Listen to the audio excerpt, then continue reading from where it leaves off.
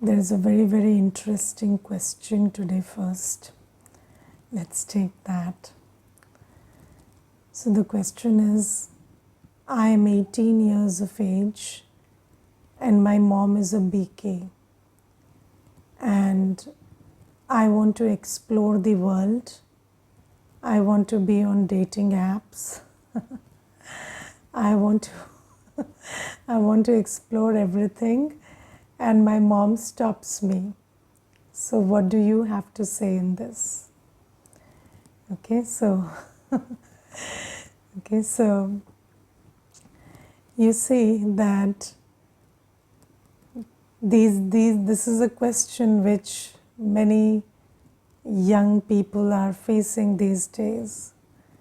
And there is this idea that you want to explore the world, you want to see everything, you want to experience everything.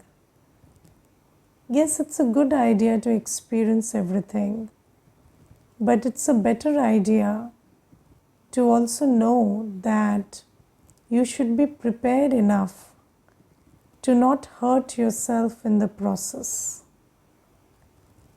And you see, if I put this question like this, that is it a good idea to drive on a busy street? Yes, it's a good idea, but only when you know how to drive well.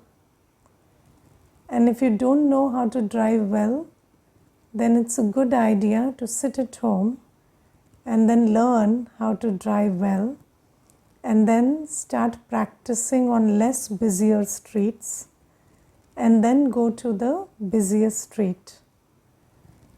So similarly, you see, when the age you are in, I understand, and the environment you are in, you are always tempted to do what everybody is doing.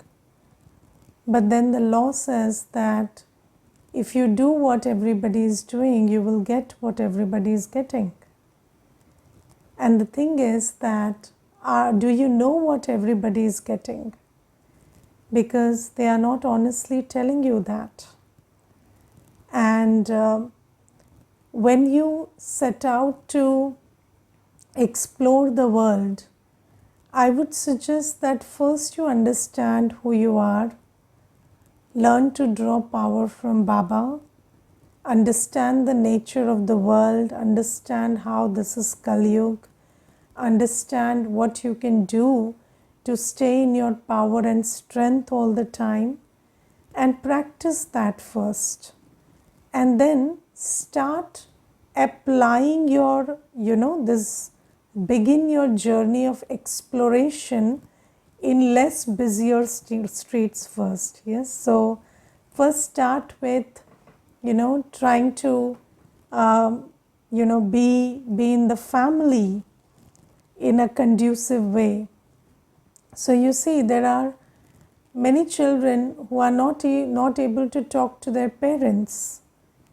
They are not able to talk to their siblings, but they are ready to talk to a stranger. So what makes you think that if you don't have the capacity or the capability to have a good relationship with your, with the people you're related by blood to, and you cannot have a good relationship with them, but then you can have a good relationship with a complete stranger? So that's an idea that you have to understand. It's a very, it's an idea that creates illusion in your mind. So you have to understand that when you become powerful, then first thing is you will not have the compulsiveness to explore, because this compulsiveness is coming from a tendency to escape. You want to escape first. So first you have to understand that let me understand myself, let me gain my spiritual power, and let me be in a position within where I can be with family members, with people I know, and have good relationships with them. because they are the ones you know, and if you can't forge a good relationship with them, then it's very doubtful that you will be able to do it with a complete stranger. And if you have that relationship with a stranger and not with somebody you know, then that means that that's not a true relationship, because obviously you are portraying somebody you are not, and they must also be doing the same. So first pass this level, and then when you are ready, when you understand that yes, you are able to use your powers and virtues and be yourself in every relationship, then even when you go and have a relationship outside, you understand the intentions, the behaviors, you can read into, you can understand the sanskars of the other, because when you're blinded by your own desires and your own compulsiveness, then sometimes you just don't see what's very obvious in front of you. And when you can't see the obvious, then the obvious, that which was always there hurts you, and then you regret even more, because it was always there lying bare in front of you that this is the risk here, but then you couldn't see it. So you see, we meet 100 new people in a day and it's not wrong meeting people, or there is no problem with meeting people or knowing people, but what intention are you meeting them with? That's the question. And if you're blinded by your own desire, then do you even have the capacity to see the eligibility of whether that person fits into the eligibility of what you're looking for? Because sometimes you're so blinded by what you are looking for that you see that your own vision is such that you see everybody as a prospective a prospective person who is going to give you that, but maybe that's just the blind state you are in. And in order to completely see, so even if you have an intention to have a long-term relationship with somebody, or you have an intention to find somebody who loves you and cares for you, you need to be able to discern who is that person and who is not. And for that, you don't have to be looking for something. When you are content within yourself and you are not wearing any glasses of desire and desperation, then you will be able to evaluate clearly whether somebody fits that bill or not. And I'll tell you one thing. There was this once young girl, and she came some days back, and she said that I was into a relationship, and then that person told me that you have to do certain things which I felt were not okay, but then he asked me to do it, and I wanted that relationship to work, and so I did everything anyway. And after that, that person left me, and also left me insulted, and he told me so many things which still ring in my ears, and I'm not able to get over it. So I said, you see, you have to learn this law that the one who has to stay will stay, the one who has to leave will leave. You cannot make sure that somebody stays by being desperate about it. You cannot do that. And you see, if you are coming across as that desperate, then the other person knows that they have to leave you anyway, but leave you bruised and leave you, used and leave you abused. So that is the thing. So you must know that, just because somebody is threatening you, I will leave you, so you do 10 things which your conscience is not allowing. So why did you do that? Because when your conscience is telling you that this is something that I have to do, that I don't have to do for this, then your conscience is guiding you right. But what happens is, in desperation you're doing it, But the one who is threatening you today will leave someday, definitely. And the one who has to stay will stay. So and until and unless you understand these spiritual laws, you will go out and just like going on the road unprepared and just meeting accidents. It will be like that.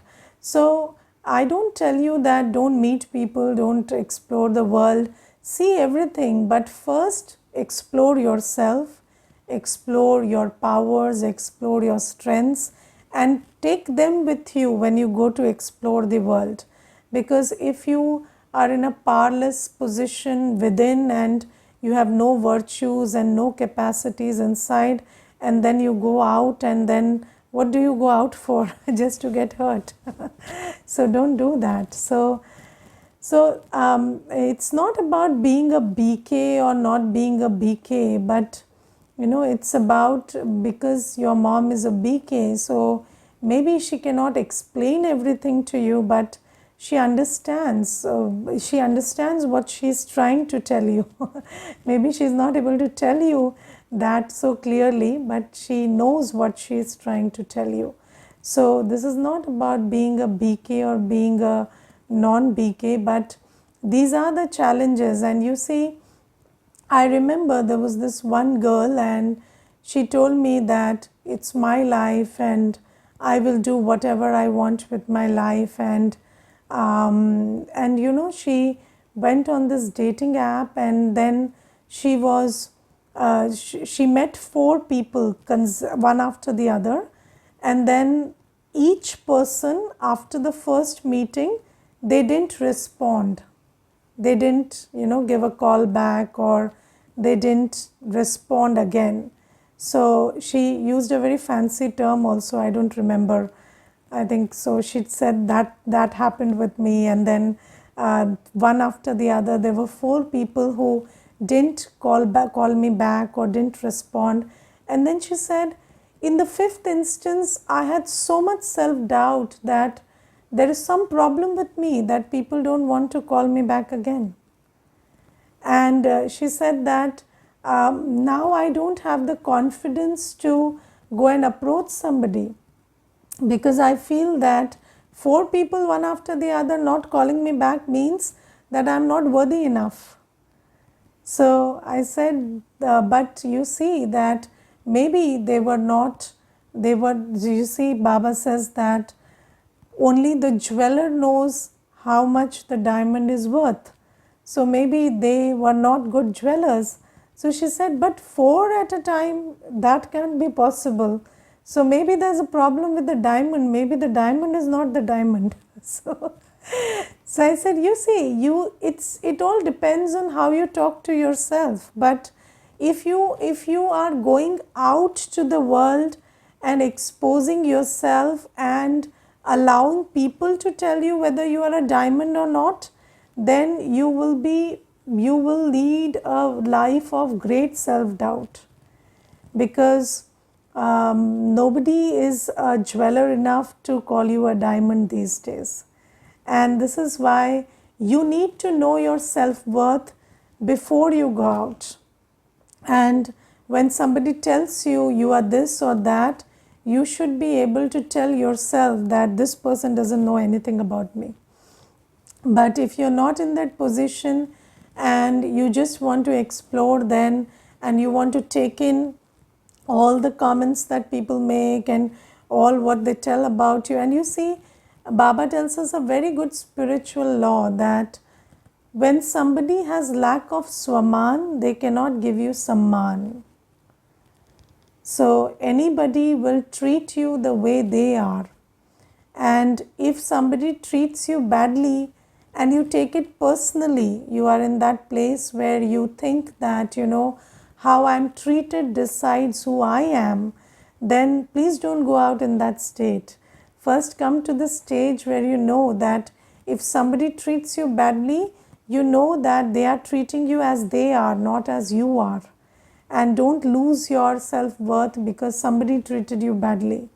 And I will tell you that on this path I have discovered that people rarely treat you well, because if you're very good, they are more insecure about you. So you are a threat when you're very good, when you're very powerful, when you're very beautiful. You are even a bigger threat, and then everybody will try to uh, plant the seeds of self-doubt in you, because they want you to tone down. They don't want you to be the marvelous self that you are. So this is the way everything works. And I remember, there was this one mata, and she was complaining to me about her daughter-in-law, and she said that I take bath after cooking breakfast, and my daughter-in-law, she thinks she's a bigger pandit, and she now is calling the shots, and she's telling me that ma, what you're doing is wrong, and you should take bath first thing in the morning. And she is the one who will now teach me when to take bath when to not take bath. And I put her in a place, and I abused her a lot, and I told her that this is my house and my rules will work here, and you are just, you are a newbie and you don't dictate this and that. And then I told her, so after you shouted at her, what happened? So she said, now she doesn't speak a word.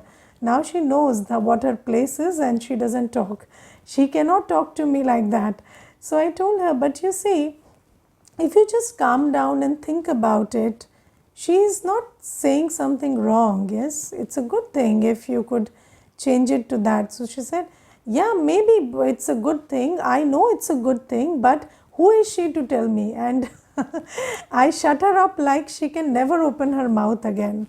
And you see that if somebody is doing something wrong and you try to tell that person will beat you black and blue and then make you shut up, because they can't handle that. They can't.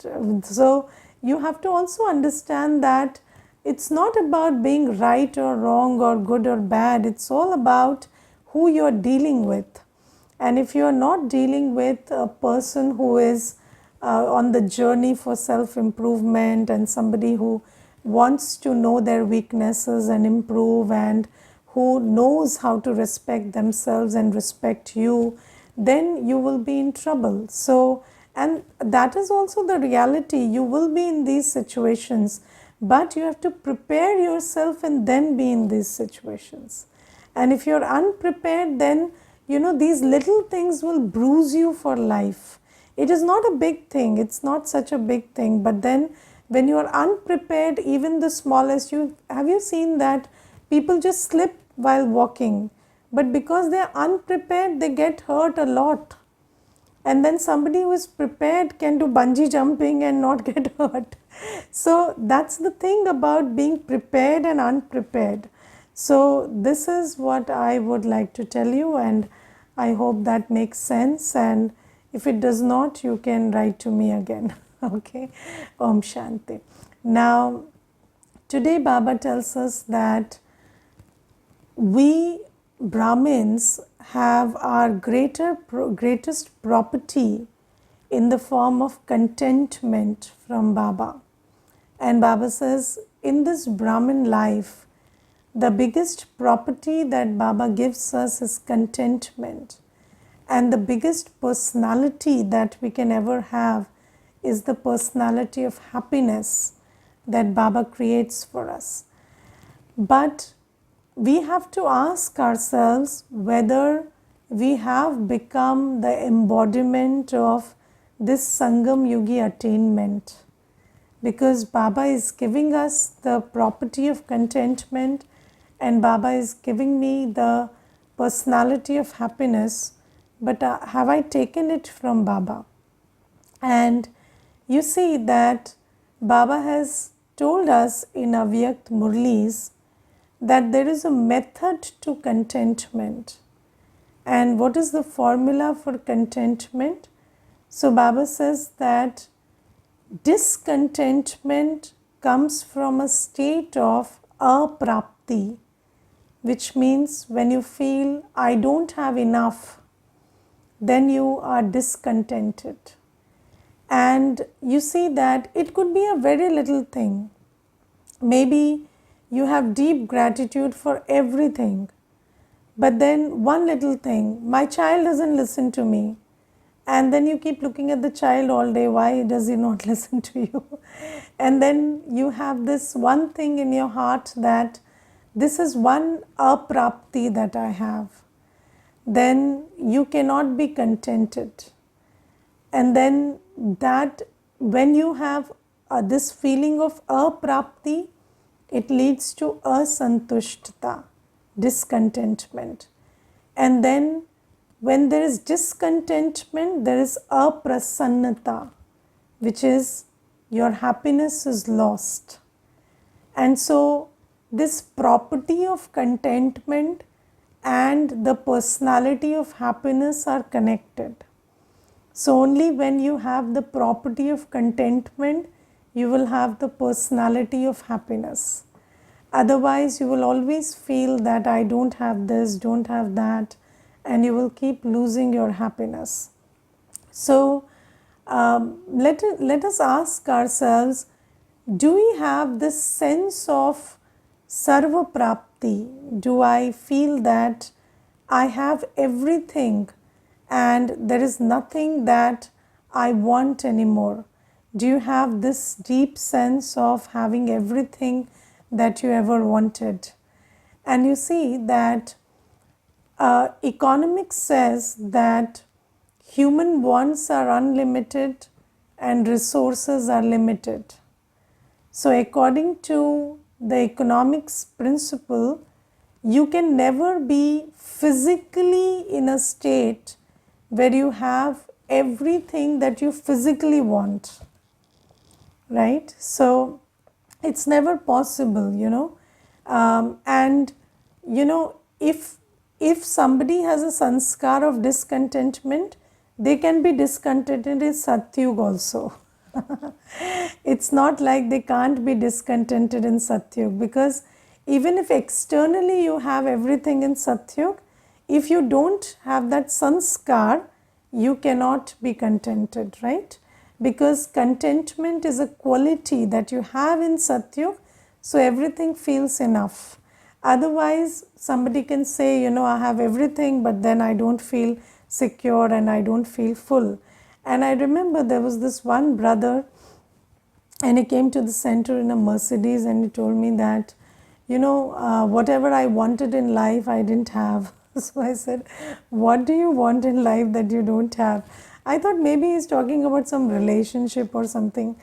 But then he said, it was my dream that there should be a charter plane or parked on my roof, and that didn't happen. And so I feel that my life is a waste and I got nothing out of life. And then he said, okay, I can't understand your pain, but now that you say so, you're in pain, I would accept that.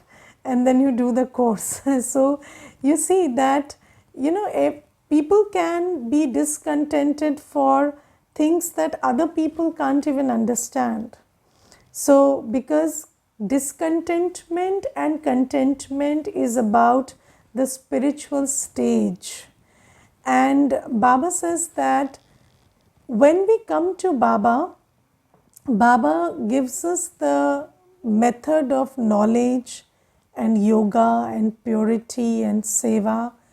And these are the methods which make us arrive at that stage of contentment.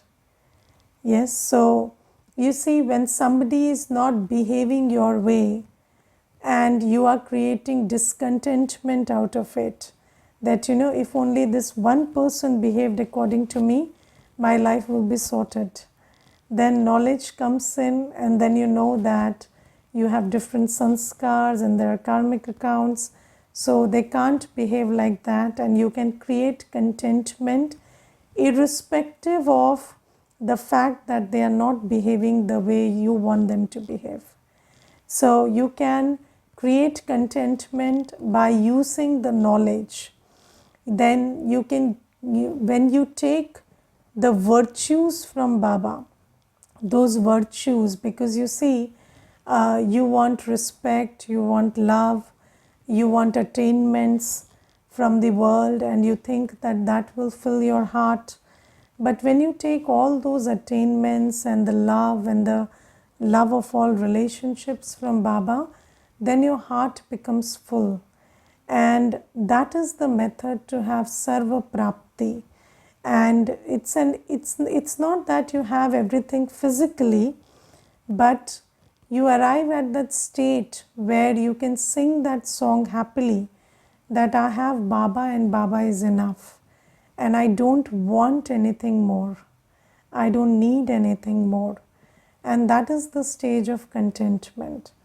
And when you are content with that, and you see that if you look at your life, you are creating discontentment by just focusing on one little thing. Is it not?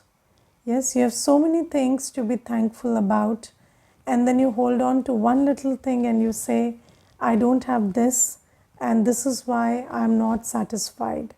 And then when you have that, you hold on to another little thing, and this cycle goes on. But you have to understand that it's not the little thing.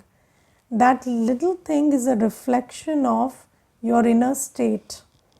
And only when you work on your inner state by, polishing it with knowledge and recharging it with yoga, only then can you feel contented in every situation. And it's not like if you think that this one thing, if I have, you will be content. And how many things that you asked for, you had it, and you're still not content.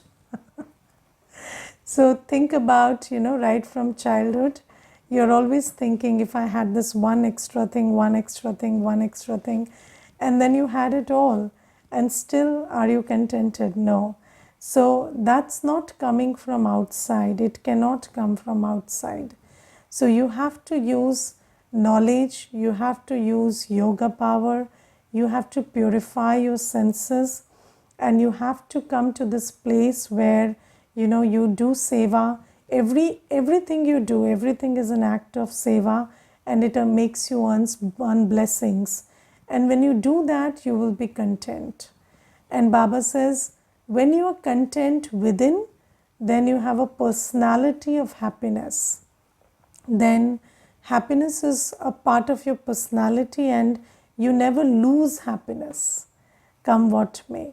So this is the thing that Baba teaches us, and Baba says that now that you're Brahmins, you must have Baba's property and personality, because that is what defines a Brahmin. So this is something. And then Baba today tells about himself that I am beyond being happy and being unhappy.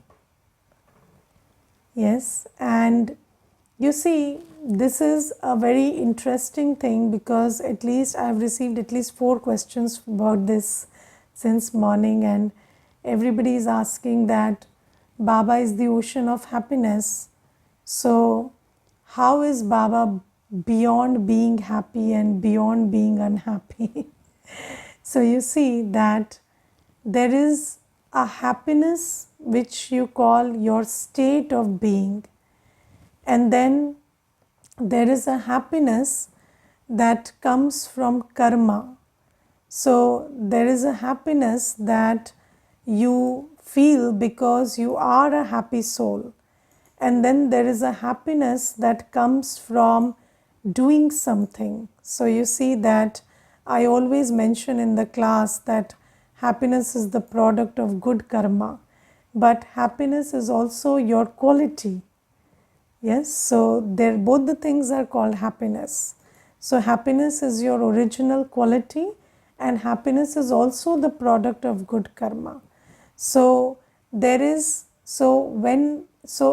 you are in your original state, you are happy per se, but then you lose that happiness as you take birth after birth after birth. And then Baba is also the ocean of happiness, but he never loses his happiness. And when we lose our happiness, then we have to recreate it by being happy, yes, through good karma. So we do good karma and then reinstate that sanskar of happiness. But because Baba is always the ocean of happiness, he never becomes unhappy, so he doesn't have to be happy again. So that's what Baba is talking about. So don't confuse yourself between Baba is the ocean of happiness and then how is he beyond being happy and being unhappy, because we were also the master ocean of happiness and we were also happy souls in Satyug, but we became unhappy, and then Baba teaches us how to be happy again by doing good karma. But Baba never becomes unhappy and Baba never has to do good karma to again become happy. So that is what Baba is talking about. And then Baba tells us that he plays his part, but he is also a detached observer. And you see that there is this word, detached observer, is very misunderstood. Because you see, when you think observer, yes, so you think that, you have to stand in a corner and observe. You think that, when you are a detached observer, then you cannot act. You are just observing. But Baba says that when it comes to you, you are an actor. But even while acting, there are co-actors around you and there is Prakriti around you. And to them, you are a detached observer. So, you are not a detached observer because you have suspended playing your part. So, you are playing your part. You are not a detached observer to yourself. You are knowledgeful, powerful, loveful, and you are playing your part. But while you are playing your part, you are a detached observer to everyone else. So, it's like, when so Baba always gives this very interesting example of a stage where many dancers are dancing together, and then you see everybody has to dance, but they don't have to look at each other. So they have to dance their own steps, but they have to be a detached observer to others. Because if you start looking at other steps, then they start influencing your steps. And somebody forgets their step, you get worked up.